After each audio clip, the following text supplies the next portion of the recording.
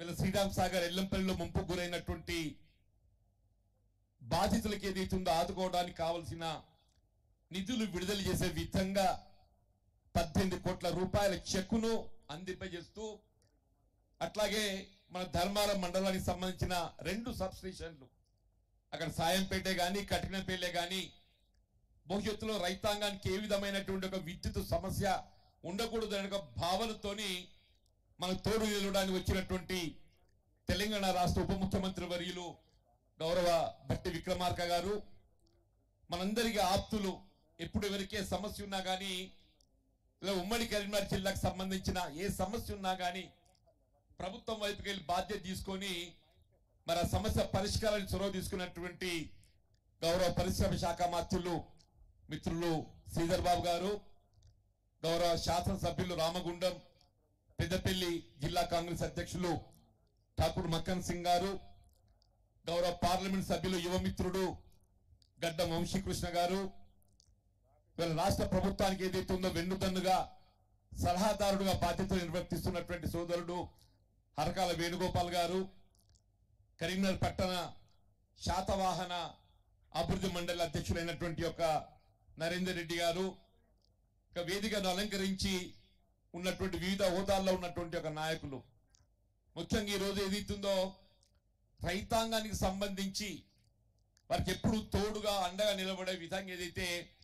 వ్యవసాయ market committee పాలక మండలిని మనం ఏర్పాటు చేసుకుంటుందో ధర్మపురి నియోజకవర్గానికి చెందిన 3 వ్యవసాయ మార్కెట్ కమిటీలు ధర్మారం ఏదైతుందో రూప్లా నాయక్ గారి ఆధ్వర్యంలో, అట్లాగే వెల్గొట్టూరు ఏదైతుందో సోదరి గోపిక ఆధ్వర్యంలో, గొల్లపల్లి ఏదైతుందో మిత్రుడు భీమ సంతోష్ ఆధ్వర్యంలో పాలక మండలి ప్రమాణ స్వీకారం బాధ్యతలు చేపట్టడం వారి హృదయపూర్వకంగా అభినందిస్తున్నాను చెప్పని సభాముఖంగా పేర్కొంటున్నాను.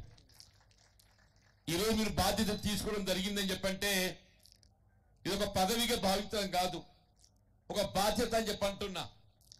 రైతాంగానికి సంబంధించినటువంటి ఒక వ్యవసాయ ఉత్పత్తుల కనీస మద్దతు ధర కల్పింప చేయటం మన బాధ్యత అని చెప్పంటున్నా. వరి ధాన్యానికి సంబంధించి ఉమ్మడి రాష్ట్రంలో వైఎస్ రాజశేఖర రెడ్డి గారు ముఖ్యమంత్రి ఉండగా ఏ విధంగానైతే గ్రామాల ధాన్యం కొనుగోలు కేంద్రాలు ఏర్పాటు చేసి మరి రైతుకు ఏదైతుందో తప్ప తాలు దుమ్ము ధూళి రవాణా ఛార్జీ అంటూ ఏది లేకుండా మద్దతు ధర కల్పింపజేయడం జరిగిందో ఆ వరి ధాన్యం మద్దతు ధర అందులో ఏదైతుందో నూతనంగా ఏర్పడ్డ మన కాంగ్రెస్ ప్రభుత్వం పెద్ద రేవంత్ రెడ్డి గారు బట్టి విక్రమార్క గారు ఏదైతుందో సన్న రకం పండించే ధాన్యానికి 500 రూపాయలు అధికంగా చెల్లింపు చేసే విధంగా ఇది దేశంలో ఎక్కడ లేదన్నా చెప్పంటున్నాను. వరి ధాన్యం పండించే రైతాంగానికి వీళ్ళ కేంద్ర ప్రభుత్వం ప్రకటించిన మద్దతు ధరకు అదనంగా 500 రూపాయలు చెల్లించారు. ఒక కార్యక్రమం దేశంలో ఎక్కడ లేదు. తెలంగాణ రాష్ట్ర ప్రభుత్వం మాత్రం అమలు చేయబోతుంది. ఇది ఖచ్చితంగా ఇది అందరికి ఇప్పించే విధంగా అట్లా ఇతర ఉత్పత్తులకు కూడా మద్దతు ధర కల్పనతో పాటుగా ఇప్పుడు మిత్రులు పేర్కొన్నట్టు ఈ 2 లక్షల రూపాయల రుణమాఫీ అనేది కూడా దేశంలో ఎక్కడ లేదు. ఇది ఒక సాహసోపేతమైనటువంటి నిర్ణయం చెప్పంటూ నేను గత ప్రభుత్వ దశాబ్ద కాలంలో కనీసం 1 లక్ష రూపాయల వరకు కూడా పూర్తి స్థాయిలో రుణమాఫీ చేయడం జరగలేదు. కానీ ఈ ప్రభుత్వం ఏదైతుందో అధికారానికి వచ్చిన 6 మాసాల లోపులనే 2 లక్షల రూపాయల వరకు రుణమాఫీ చేయడం జరుగుతుందని చెప్పని ప్రకటించడం, దాదాపు ఏదైతుందో 2 లక్షల రూపాయలు పైబడ్డటువంటి వారికి కొద్దిమందికి ఏదైతుందో మిగిలి ఉన్నది. వారికి కూడా ఏదైతుందో సాధ్యమైనంత తొందరలో 2 లక్షల రూపాయల వరకు మాఫీ అమలు చేయడంతో పాటుగా ఏదైతే రేషన్ కార్డు లేనటువంటి వారికి కొంత మరి కుటుంబ వివరాల సేకరణలో కొంత జాప్యం అవుతుంది. ఆ కుటుంబ సభ్యుల వివరాల సేకరణకు సంబంధించి వ్యవసాయ అధికారులను సమన్వయం చేసి ఈ 2 లక్షల రూపాయల వరకు పూర్తి స్థాయిలో రుణమాఫీ అమలు జరిగే విధంగా బాధ్యత నిర్వహింపజేసిన బాధ్యత కూడా మా వ్యవసాయ మార్కెట్ కమిటీ పాలక మండలి సభ్యులపై ఉంటుందని చెప్పని నేను సలహా సూచన చేస్తూ, ముఖ్యంగా ధర్మపురి నియోజకవర్గ ప్రత్యేకత అన్న బట్టి గారు మొత్తం తెలంగాణ రాష్ట్రానికి సాగునీరు త్రాగునీరు అందింపజేసేది ధర్మపురి నియోజకవర్గం. ఏ ఎల్లంపల్లి నుండి వాటర్ లిఫ్ట్ చేయడం జరుగుతుందో అది నంది మేడల ద్వారా మాత్రమే ఏదైతుందో ఎగువ పంపు చేయబడుతుంది. మొత్తం తెలంగాణకు సాగునీరు, త్రాగునీరు, పారిశ్రామిక అవసరాలకు సాగునీరు అందింపజేసేటువంటి యొక్క ఇవాళ ఈ బ్యాలెన్సింగ్ రిజర్వాయర్ ఏదైతుందో నంది మేడారం ఇవాళ మీరు మరి అక్కడ సబ్స్టేషన్ కూడా శంకుస్థాపన చేసినని చెప్పి అంటున్నాను. ధర్మపురి సరే అదృష్టమో దురదృష్టమో కానీ రాష్ట్రానికి సాగునీరు అందింపజేస్తుంది. ఈ ప్రాంతం అంతా టేలెంట్. మీరు Dharmaram talent, Velgatoor talent, Dharmapuri talent, మొత్తం 3 మండలాలు కూడా టేలెంట్.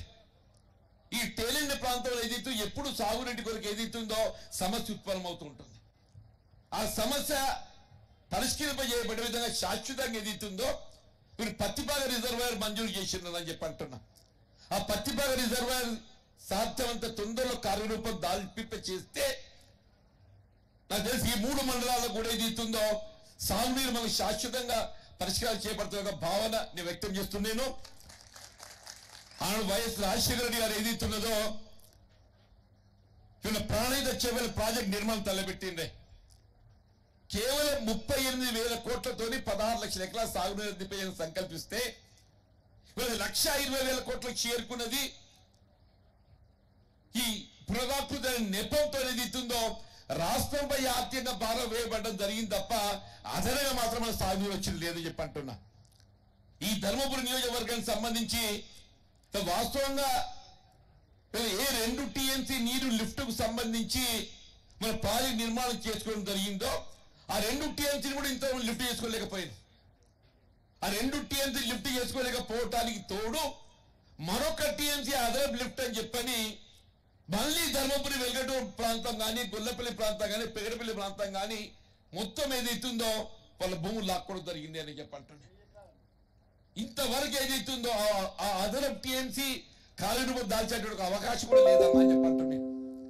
ఏదైనా వేళ మీరు రాష్ట్రంలో కాంగ్రెస్ ప్రభుత్వం ఏర్పడటము, మీలాంటి విజ్ఞులు, అనుభవం గలవారు మీ పాదయాత్రతో ఏదైతుందో యావత్ తెలంగాణ రాష్ట్రాన్ని పర్యటించి ఏ ప్రాంతంలో ఏ విధమైన సమస్య ఉందని చెప్పని పరిగ్రహించి ఆ సమస్యల పరిష్కారానికి మీరు ఉపయుక్తులవుతున్నారు. మీరు మన రామగుండంకి వచ్చి మిత్రుడే మా రాజ్ ఠాకూర్ చెప్పినట్టు ఎప్పుడో 64 మెగావాట్స్ ప్రాజెక్ట్ నిర్మాణం చేయబడితే అది గత ప్రభుత్వం మూసివేయడం జరిగింది. దాని స్థానం వాళ్ళు ఏదైతుందో 800 మెగావాట్ల విద్యుత్ ఉత్పాదన ప్రాజెక్ట్ మీరు మంజూరు చేయడం అనేది ఏదైతే ఉందో ఇది కేవలం పెద్దపల్లి జిల్లాకే కాదు యావత్ తెలంగాణ రాష్ట్రానికి ఏదైతుందో ఇది గర్వ కారణంగా నేను భావిస్తానని చెప్పంటున్నా. ఇంత మంచి కార్యక్రమం మీరు మరి అమలు చేసి తలపెట్టి మీరు